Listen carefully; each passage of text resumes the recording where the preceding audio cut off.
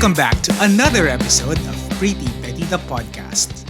I'm your host, Tito Alvin, and in this podcast, we are going to talk about the hottest topics, trending issues, and everything pretty and petty. Medyo matagal tayong nawala dahil nag-holiday break tayo. So, I just gave myself some time to reset and recuperate bilang preparation sa isa na namang taon ng prettiness and pettiness. So, kung first time mo dito, please consider subscribing to our YouTube channel by clicking on the subscribe button and notification bell para notified ka sa mga bagong episodes.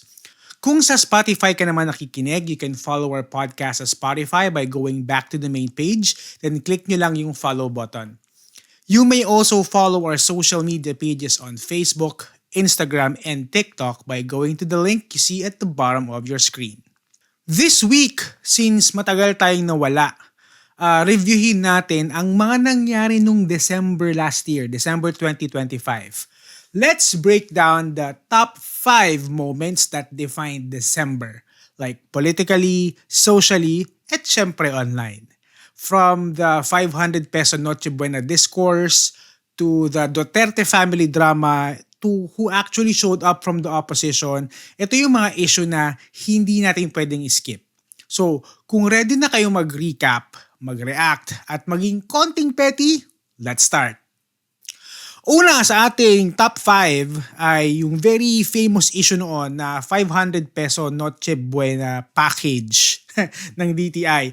I know, medyo late ng pag-usapan to kasi tapos na yung Noche Buena, no? Pero this is actually a reflection on how our government is so out of touch, no? Kung gaano ka out of touch yung mga taong nasa pwesto, yung mga taong tinatawag nating leaders. So, naging malaking issue to kasi naglabas ng press release itong si DTI na magkakasya daw yung 500 pesos para sa Noche Buena. Meron pa silang mga sample recipes kung paano pagkakasyahin yung 500 pesos. So, maraming mga celebrities online, mga internet personalities ang sumakay sa issue na to, whether they agree na kasya ang 500 pesos o hindi. Marami sa kanila attempted to recreate yung mga so-called recipes na to, no, to either debunk or prove kung kasya talaga yung 500 pesos. And yung nakakatawa dito, may ilang mga personalities na nagsasabi na kasya. Pero todo flaunt na foie gras ang handa nila nung Noche Buena. So medyo ironic lang, di ba?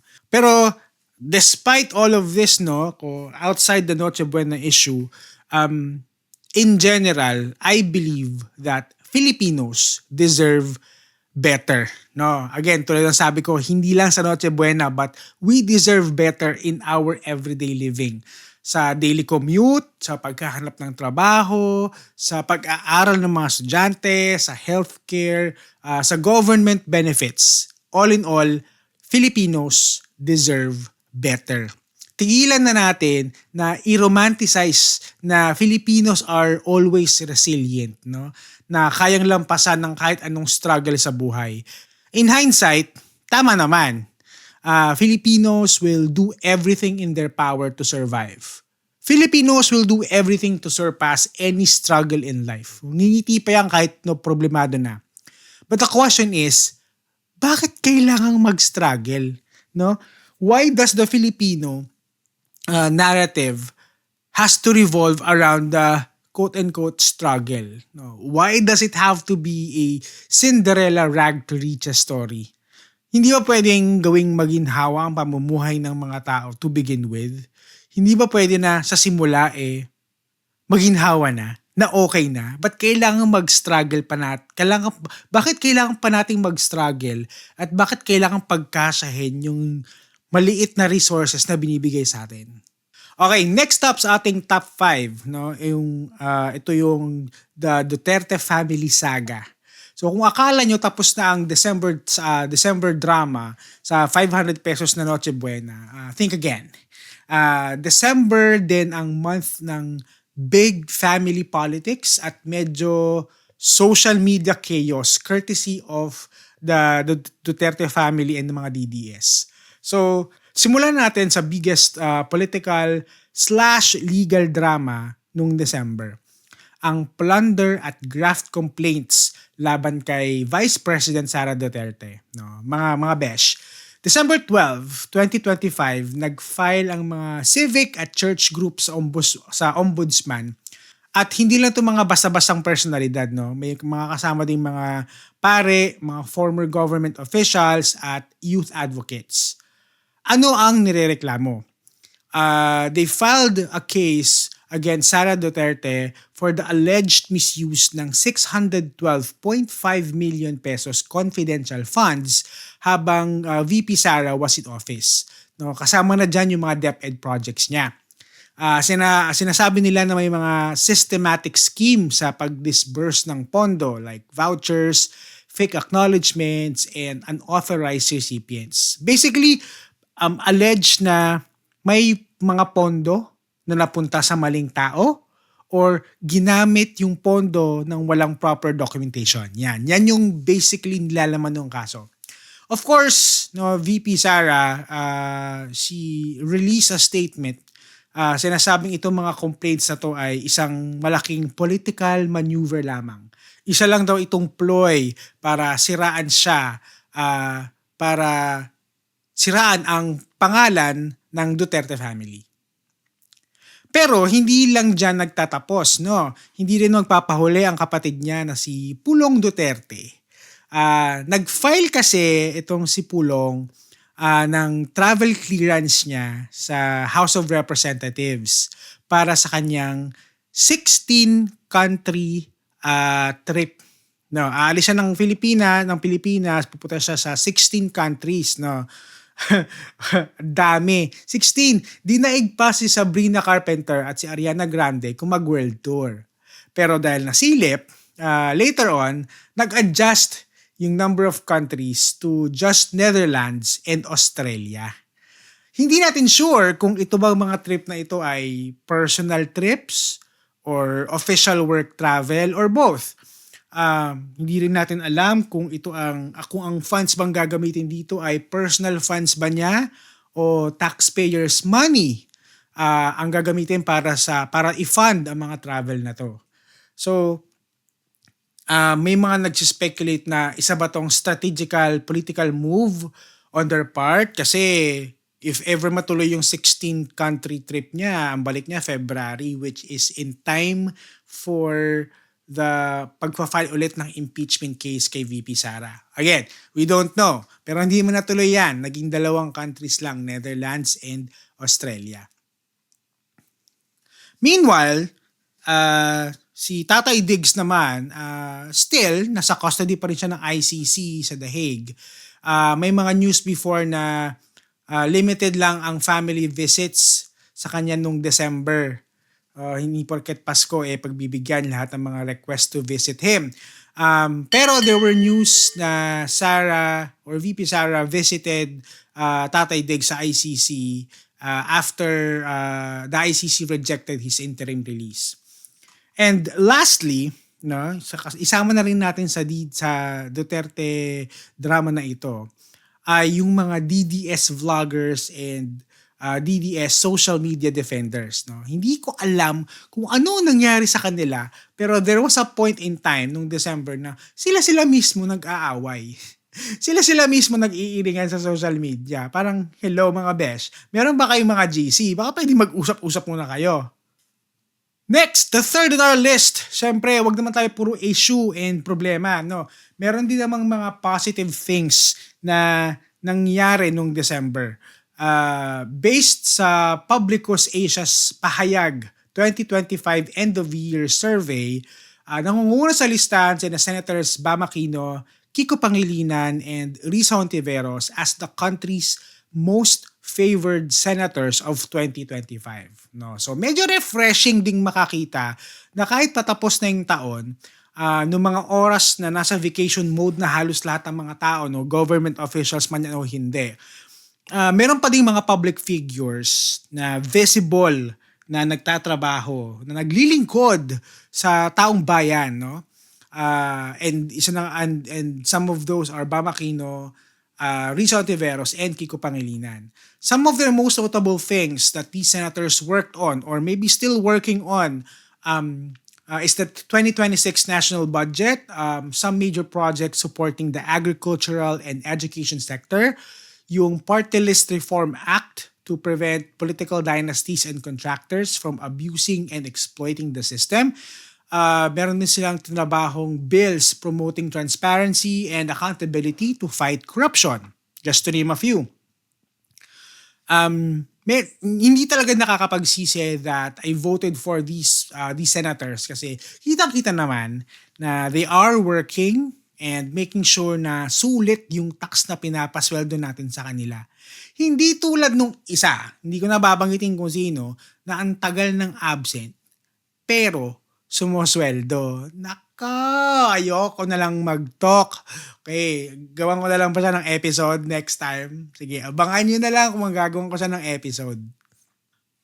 The next sa ating listahan, yung usapang huli at aresto. Ito na.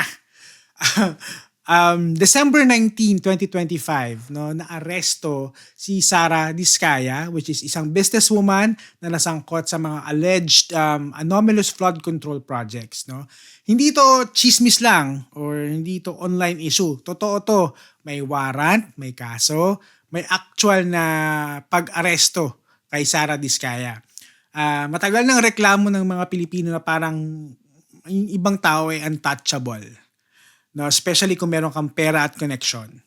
Kaya nung lumabas yung balitang nahuli na-aresto na si Sara Diskaya, halos lahat ng tao napasabi ng finally. Ngayon, sa pagkaka-aresto kay Sara Diskaya, bakit parang kakaiba yung feeling? Kasi ganito yan. Bihira tayo makakita ng real-world consequences. Yung hindi lang press release, hindi lang quote-unquote iniimbestigahan. Sa bansa natin, sanay tayo ng case dismissed. O kaya pending lang or under review. Okay? Yung mismong act of arrest feels like a small but very important win.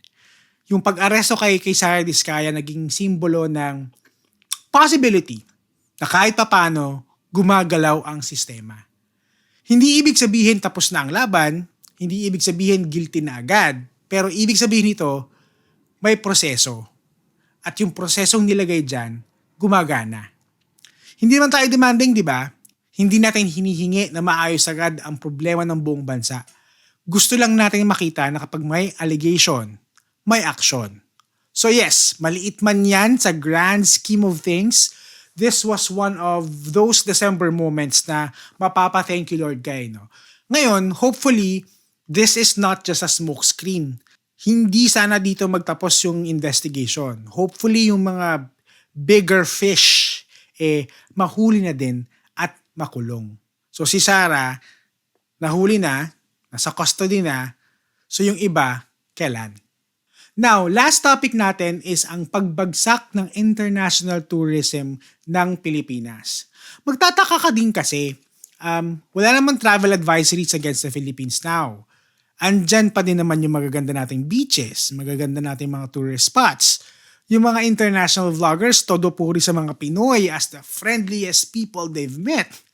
Pero bakit sa Southeast Asia, napakababa ng tourist turnout ng Pilipinas compared sa mga kapitbahay natin? Hindi na natin to pwedeng i-blame lang sa post-pandemic recovery. At some point, we have to say it out loud. This is a leadership failure. So, yung Thailand, yung Vietnam, yung Japan, halos lahat ng countries niyan fully booked na ulit. Okay. Pero yung Pilipinas, medyo parang napag-iiwanan. Hindi dahil pangit yung bansa natin. Hindi dahil walang gustong pumunta dito. Kundi dahil walang malinaw, walang aggressive, at walang competent tourism direction. The Department of Tourism is supposed to do 3 things. No? Number 1 is promote, possession, and protect the Philippine tourism brand. Pero nung December, ang tanong ng madami, ano ba talaga yung ginagawa ng tourism secretary? Kasi walang clear campaign, na tumatagos internationally. Hindi tulad ng mga nakaraang decades, nakaraang taon, no? Especially yung Wow Philippines era, tapos It's More Fun in the Philippines era. Kapalitan yan nung Love Philippines na nag-flop. Pakanayan nung current na na tourism secretary eh. Apart from that, walang clear campaign. Walang consistent messaging. Walang sense of urgency. Ito na lang, for example, naglabas ng feelings niya ang isang photographer at production executive na si Max Abasolo. So, yung team niya, siya at yung team niya, they captured like 236,000 photos across 320 tourist spots from all over the Philippines. Pero paglabas ng magazine, hindi Pilipinas ang nasa cover, no? Hindi tourist spot natin ang nasa cover story. Alam nyo kung ano, or rather sino? Si Department of Tourism Secretary Frasco ang naging main attraction. So, instead of promoting the beautiful sceneries of the country, yung pagmumukha niya, yung naging cover ng magazine. Imagine mo na lang, isa kang foreigner, tapos nakita mo yung magazine na ang nasa cover isang government official na hindi mo naman kilala. Babasahin mo? 'Di ba? Ako, di ko babasahin yun eh. Kahit kapwa Pinoy niya, hindi niya babasahin yun eh. So, hindi ko alam kung ano ba talaga yung pinopromote ni Secretary Frasco eh. Yung Pilipinas ba? O yung sarili niya? Of course, hindi lang naman niya yung nag-iisang dahilan kung bakit bumababa ang tourism numbers ng Pilipinas, no? Maraming mga factors ang nagko-contribute dyan. Tulad ng traffic, political climate, corruption, just to name a few. Pero as a leader, no, as a secretary for the Department of Tourism, yung trabaho mo is not to promote yourself, but to bridge that gap and entice more foreigners to visit the Philippines. So yun lang naman yung top 5 nating issues nung December. Marami pang iba pero feeling ko itong 5 to yung medyo bigatin eh. So kung i-recap natin yung December, no, hindi siya tahimik na buwan. May mga budget issues, may mga aresto, may power plays, and may mga leadership failures. At may malinaw na message yan. Ramdam ng publiko kapag palpak ang namumuno. Hindi ito tungkol sa pagiging anti or pro mo sa kung sinong politiko. Ito ay tungkol sa accountability, competence, at kung sino talaga ang nagtatrabaho. At kung meron tayong isang takeaway noong December 2025, ito yon. Hindi nakakalimot ang public. Kahit magbakasyon pa yung mga politikong yan. So sa pagsisimula ng 2026, tuloy lang natin ang pagbabantay. Tuloy lang natin ang pagtatanong. At huwag tayong matakot magsabi na, wait lang, hindi na to okay ah. Alright, so there you go. Thank you so much for joining me in this comeback episode. Sorry naman na matagal tayong nang wala, pero tayo nagbabalik namang muli for a lot of new and exciting episodes in the next coming weeks. So please don't forget to like and share this episode, and don't forget to subscribe to our YouTube channel and follow our podcast sa Spotify. Konting-konti na lang maabot na natin yung 1,000 subscribers natin sa YouTube. So kung hindi ka pa nakapag-subscribe, huwag ka lang magdalawang isip pa. I-click mo na yung subscribe button dyan sa baba. Now na.